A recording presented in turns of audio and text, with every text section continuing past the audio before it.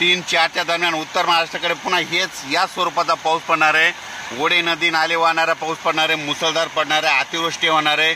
म्हणून नदीकाठच्या लोकांनी सतर्क राहावे, काळजी घ्यावी, कारण की राज्यामध्ये या पावसानं मुसळधार पावसानं सगळीकडे थैमान घातलंय।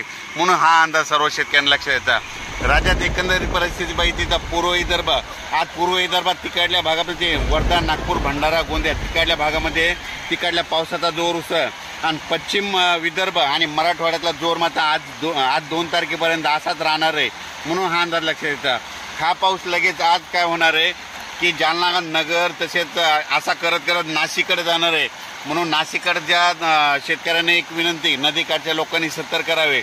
ज्यांची घरे नदीकाठी आहेत त्यांनी सतर्क करा आणि पाऊस चालू झाल्याच्या नंतर तुम्ही सगळं लक्ष ठेवा, कारण की काय होईल रात्रीचाच अचानक पाऊस पडायला आहे आणि घराला पाण्याचा वेढा पडायला आहे। म्हणून हे सगळ्यांनी लक्षात घ्यायचं। तसेच लातूर भागातील शेतकऱ्यांचं नेमकं सोयाबीन काढायला आलेलं आहे, तर लातूर भागातील सर्व शेतकऱ्याला सांगू इच्छितो, तुम्ही काय करा, 4 तारखेनंतर तुमच्या भागात पाऊस ओसरणार आहे आणि तुमच्याकडे ऊन पडणार आहे।